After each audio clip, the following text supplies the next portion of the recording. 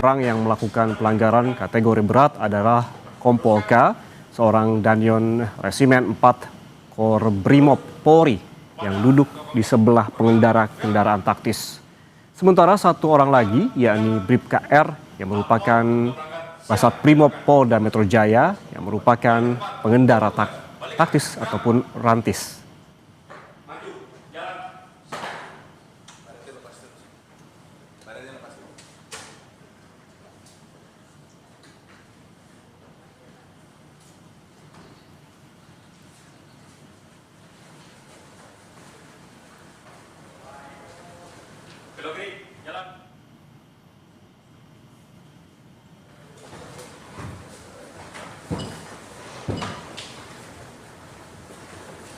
Dan saudara, kita lihat kembali jalannya sidang etik polisi penabrak Afan Kurniawan yang digelar pada pagi tadi, di mana Komandan Batalion ataupun Danyon Resimen 4 Korps Brimob atau Korbrimob Polri Kompol K ini menjalani sidang etik Komisi Kode Etik Profesi Polri atau KKEP, Divisi Profesi dan Pengamanan atau Propam Polri.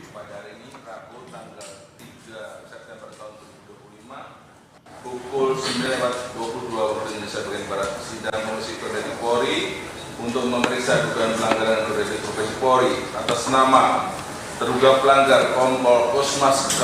Gai Esa NRP 75080881 jabatan Danyon A Resimen 4 pasukan pelopor Korbrimob Polri dengan resmi dibuka dalam bentuk. Silakan sekretaris baca tata tertib sidang. Siap, tata sidang KP. Berdasarkan 62 huruf D Perpol nomor 7 tahun 2022 tentang kode etik profesi dan Komisi Kode Etik Kepolisian Negara Indonesia.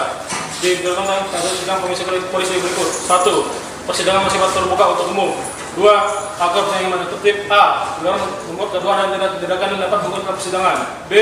Dilarang SMP atau saja merokok, membawa makanan, minuman ke dalam ruang sidang. C. Tidak menggunakan handphone dan menggunakan handphone dalam persidangan. D.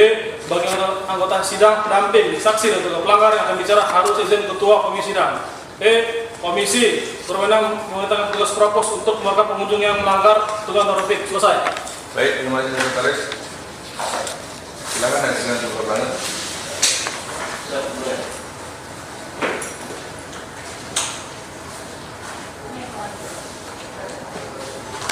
Tugas agar terhadap tiga pelanggar bermasuk dalam ruang sidang.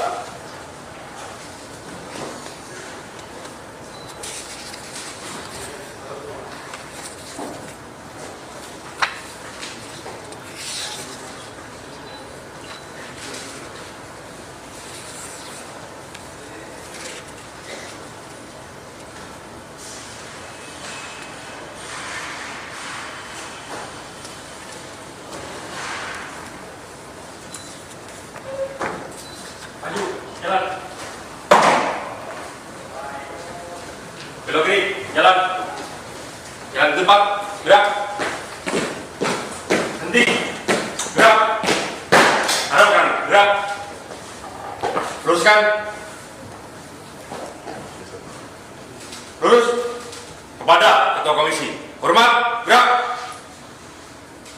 Tegak, gerak. Lapor terduga pelanggar siap dihadapkan. Terima kasih. Petugas kembali ke tempat. Kembali ke tempat. Untuk petugas, balik kanan, gerak.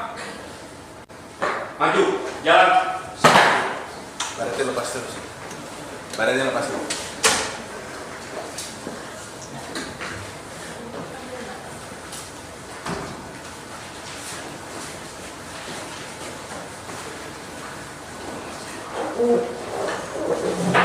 Baik, Kosmas K. Gai Esa. Siap. Anda dengan kondisi sehat? Siap. Sehat? Siap. Sehat. Baik. Silakan perkenalkan diri, nama, pangkat, jabatan, silakan. Siap. Nama Kosmas Gai Esa. Pangkat Kompol NRP 75080881. Jabatan Komandan Batalion A Resimen 4 Pasukan Pelopor.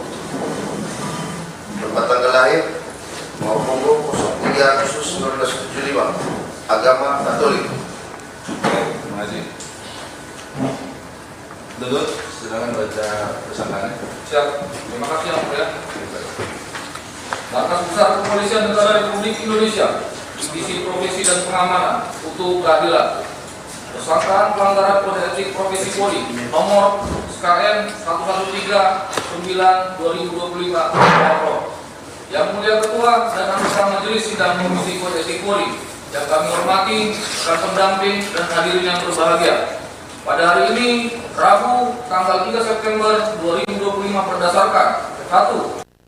Undang-Undang Republik Indonesia Nomor 2 Tahun 2002.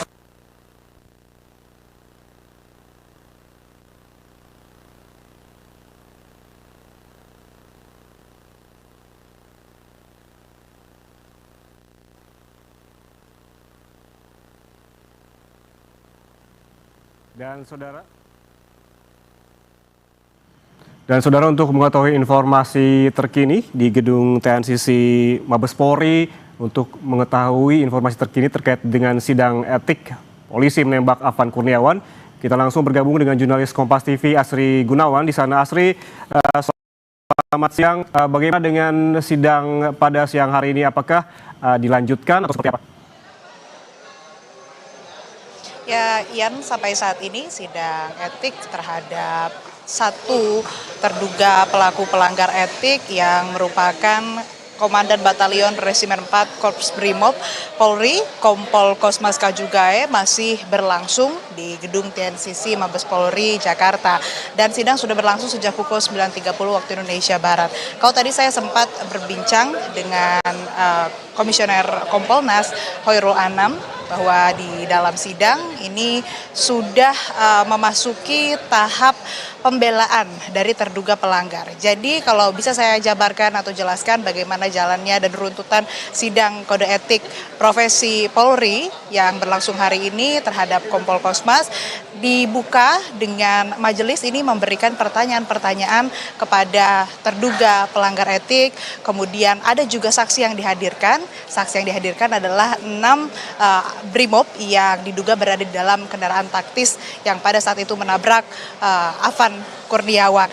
Dan setelah diberikan sejumlah pertanyaan oleh majelis etik, kemudian terduga pelaku pelanggar etik ini juga diberikan kesempatan untuk membela dengan adanya pembelaan dari divisi hukum yang memang sudah disediakan untuk melakukan pembelaan terhadap terduga pelanggar etik. Barulah nanti akan ada tuntutan dan diputus apa yang kemudian nanti akan dijatuhkan, apakah terbukti melanggar berat dan apa sanksi yang akan dijatuhkan begitu. Kalau kita lihat dari pelanggarannya, jika terklasifikasikan atau tergolong berat, maka untuk sanksinya tidak menutup kemungkinan akan PTDH atau pemberhentian tidak dengan hormat. Dan tadi kalau kata Komisioner Kompolnas yang memang selain dari internal Polri yang mengurus sidang etik profesi dari Kompol Kosmas ini, dilibatkan juga pihak eksternal, ada Kompolnas. Tadi kata Khairul Anam, pertanyaan-pertanyaan yang diajukan oleh majelis begitu tajam, begitu rinci, konstruksi perkaranya juga sangat bisa dibilang sangat lengkap, begitu sehingga nantinya putusan ataupun juga yang nantinya akan disampaikan keputusannya apa, sanksinya apa terhadap Kompol Kosmas ini bisa disampaikan hari ini. Tapi memang kami masih menunggu. Kalau tadi prosesnya sudah sampai pembelaan, artinya seharusnya tidak lama lagi tuntutan lalu putusan apa sanksi yang akan nantinya diberikan kepada Kompol Kosmas atas dugaan pelanggaran etik yang dilakukannya dalam peristiwa tewasnya atau tertabraknya Afan Kurniawan pada saat tanggal 28 Agustus 2025. Sementara demikian, ya. Baik, terima kasih jurnalis Kompas TV Asri Gunawan yang melaporkan langsung dari gedung Mabes Polri. Selamat bertugas kembali. Dan untuk membahas hal ini, saudara, kita langsung bergabung dengan pakar hukum Heri Firmansyah. Pak Heri, selamat siang. Selamat siang, Assalamualaikum warahmatullahi wabarakatuh. Oke, Pak Heri, kita membahas terkait dengan sidang kode etik yang berlangsung pada hari ini di Mabes Polri begitu. Kalau kita melihat teknisnya, apakah Anda melihatnya ini akan berlangsung panjang atau bisa selesai pada satu kali sidang hari ini? Karena tadi jurnalis Kompas TV menyebutkan kemungkinan juga ada hasilnya sanksi bisa disampaikan pada hari ini. Ya, tentunya kita membedakan ya, Bang. Dalam konteks ini adalah proses persidangan pidana pada umumnya. Ya, itu kan berarti perkaranya persidangan hukum acaranya biasa. Nah, kalau biasa memang akan memakan waktu karena ada proses pembuktian yang panjang, ada replik duplik dan lain sebagainya. Tapi kalau dalam persidangan kode etik itu sangat singkat ya. Bisa saja dalam maksimal dalam beberapa hari lah, 2 atau 3 hari, atau mungkin bahkan kalau memang sudah punya bukti yang kuat, keyakinan bisa lebih dipersingkat. Ya, bisa saja mungkin tadi sepakat ya, bisa 1 hari karena bukti ini kan nyata ya, informasi-informasi ini sudah beredar di media sosial dan saya yakin dan percaya yang menyidangkan eh, etik pada hari ini juga sudah mengikuti kasusnya karena sudah kasus nasional gitu kan. Jadi jauh lebih mudah untuk mendapatkan data fakta yang akan coba dikonfrontir dalam persidangan etik hari ini. Jadi secara waktu sangat singkat, kalau persidangan biasa itu maksimal bahkan bisa 6 bulan berjalan begitu ya. 3 bulan, 4 bulan berjalan kalau memang alot dalam konteks pembuktian. Tapi dalam persidangan etik ini tentu tidak menggunakan prosedur hukum acara biasa secara pemeriksaan begitu. Oke, Pak Heri, apa sebetulnya yang menjadi faktor begitu sidang etik? Faktornya menjadi singkat ataukah menjadi lebih lama? Itu apa yang menentukan? Ya, karena ini kan tidak mengacu pada kebenaran material yang eh, dikontekskan dalam pemeriksaan biasa tadi di kasus-kasus persidangan di pengadilan negeri misalnya. Tapi ini kan lebih kepada sifat yang etik ya. Etik itu kan bicara proseduralnya.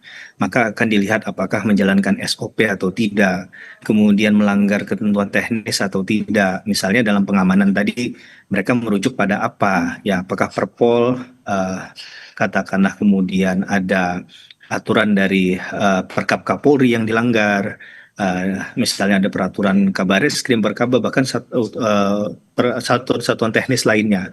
Dalam konteks ini kan berarti sifatnya tidak serumit apa yang ada dalam ketentuan undang-undang, misalnya mengaturnya sebagai lex generalis, karena kita memisahkan antara sidang etik dengan sidang dugaan perbuatan pidana yang diduga dilakukan oleh ketujuh orang ini.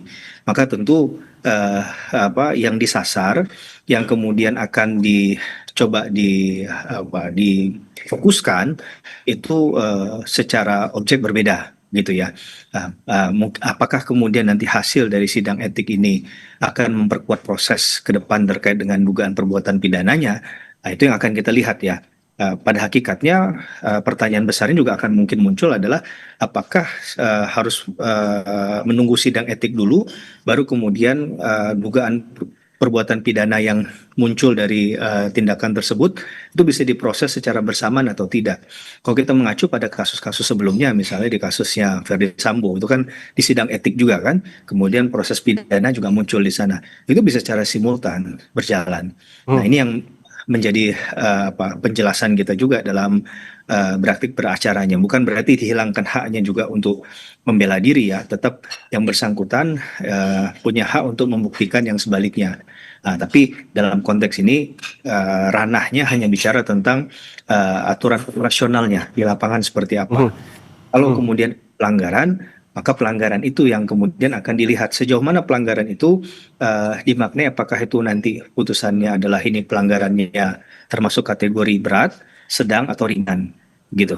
Oke, Pak Heri, seperti yang Anda sebutkan tadi, kami menekankan bahwa kemarin juga Kompolnas menyebutkan terkait dengan sidang etik dan juga soal pidananya begitu. Ini direkomendasikan tidak saling menunggu ataupun berjalan secara simultan.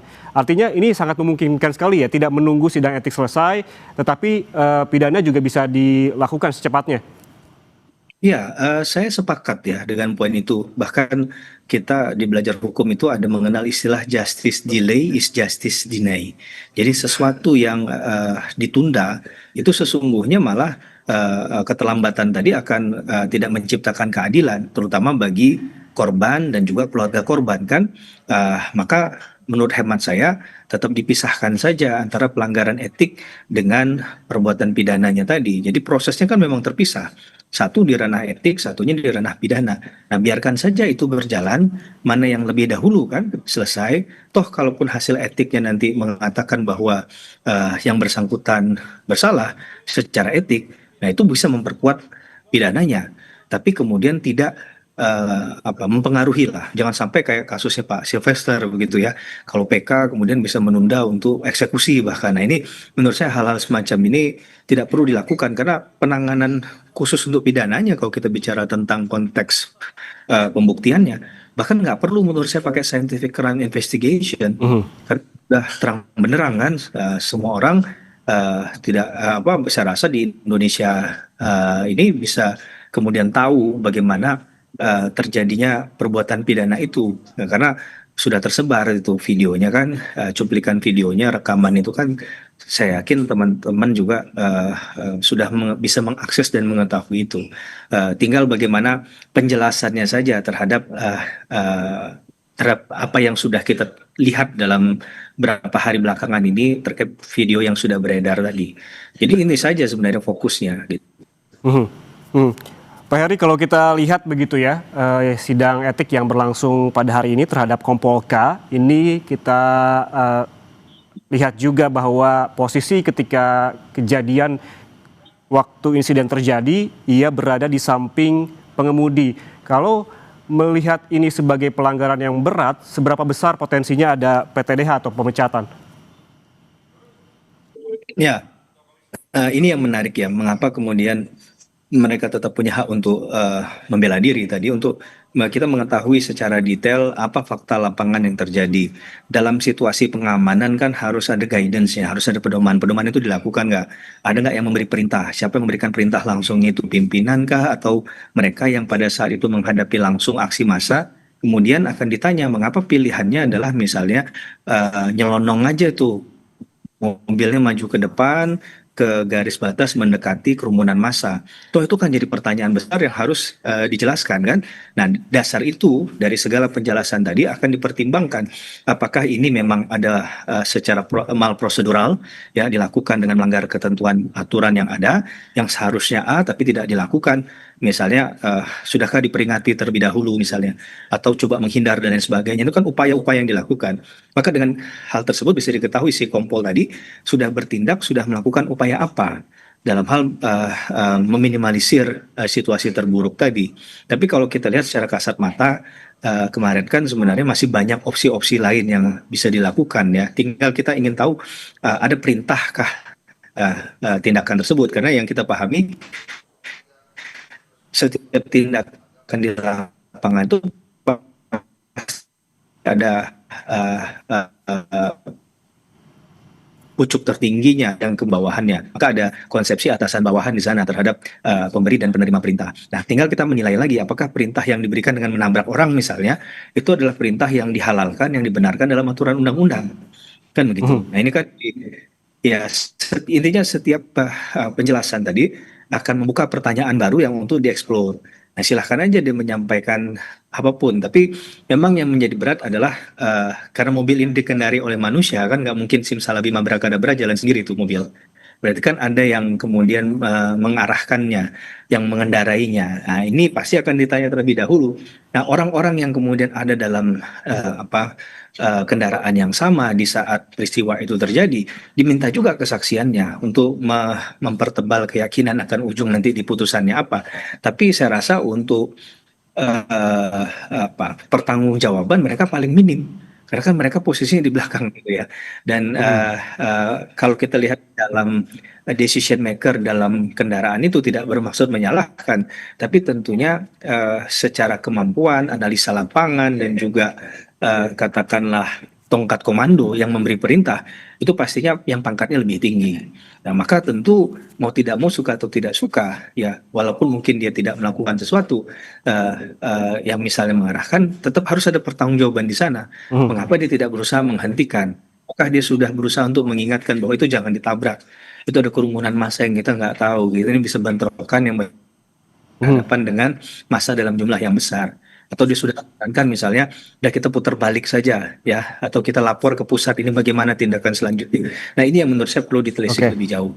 Nah kita nggak tahu apakah kemudian itu akan terungkap dalam persidangan etik hari ini atau ya ini jangan sampai sudah dicarikan jalan keluar yang lain. Yang kita mintakan sebenarnya sidang etik ini tidak hanya proseduralnya saja yang berjalan, tidak hanya dalam tanda petik gugur kewajibannya, tapi dalam hal bisa mengungkap fakta-fakta yang ada sehingga kalaupun ada orang yang dihukum, baik secara etik maupun pidana, memang orang yang pantas bertanggung jawab, bukan Oke. orang yang dipaksakan untuk bertanggung jawab atau menjadi tameng nantinya. Gitu kira-kira. Oke, kalau tadi secara konteks etik begitu potensi PTDH berarti sangat memungkinkan begitu. Lalu bagaimana dengan konteks pidana apa saja yang bisa dipidanakan terkait perannya yang memang berada di samping pengemudi? Tapi jangan dijawab dulu, Pak Heri. Saat lagi kami kembali di Breaking News Kompas TV.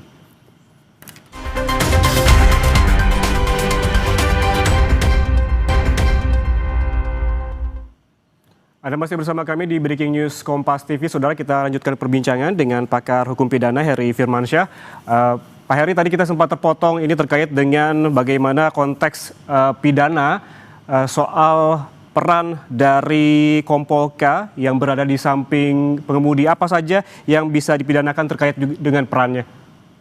Ya, tentunya karena ini kebenaran material harus sungguh-sungguh ya diikhtiarkan ya agar ada fair trial, jadi tidak kemudian judgmental secara pribadi saja, tapi memang faktanya mendukung apa enggak. Yang perlu kita ingatkan dalam konteks perbuatan pidana ada pertanggungjawaban sifatnya individual, Mas. Jadi tentunya akan melihat sejauh mana porsi kesalahan yang dilakukan. Nggak boleh ditambah-tambahi, nggak boleh dikurangi. Jadi kita juga apresiasi lah, kepolisian sudah terbuka, bahkan sidangnya bisa diliput ya, diakses oleh media untuk melihat bahwa ini bukan hanya sekedar gugur kewajiban saja prosedural yang dilakukan, tapi juga untuk menggali fakta-fakta sebenarnya, keterbukaan, transparansi, akuntabilitas yang coba digali dalam hal ini. Nah, untuk kasus di Kompol tadi, menurut saya begini, tentu harus didengarkan tadi ya, secara kronologinya seperti apa keterangan yang dia berikan, kemudian dari situ akan dikonstantir peristiwa-peristiwa hukum mana yang bagian dari pertanggungjawabannya yang bersangkutan. Tapi kalau sampai kita sepakat bahwa ini sudah ada perbuatan pidana karena ada timbulnya korban jiwa dari Mas Afan Kurniawan ya, selaku pengemudi ojek online yang kita semua merasa kehilangan dan juga turut berduka cita yang mendalam atas kepergian beliau, ya itu menurut saya ya sanksi perbuatan pidana yang paling muncul, yang paling gampang kita lihat adalah hilangnya nyawa seseorang. Nah, kalau kita lihat hilangnya nyawa seseorang tuh hanya dua pilihannya di pasal KUHP kita. Apakah dia menggunakan kriteria pasal 359 karena kealpaannya menghilangkan nyawa orang lain, atau pasal yang lebih berat lagi yaitu pasal 338 KUHP itu ya mau itu kita anggap sebagai suatu pembunuhan, perbuatan pidana ya karena menghilangkan nyawa seseorang. Tinggal caranya saja, apakah ditabrak, apakah ditusuk, apakah ditembak, itu kan hanya akan berkaitan dengan fakta yang nanti akan digali seperti itu kan, seperti layaknya di kasus Sambo misalnya. Nah, kira-kira demikian menurut saya. Jadi tapi dalam penggunaan konteks pasal tadi, kriteria pasal tadi, ancaman pidananya berbeda.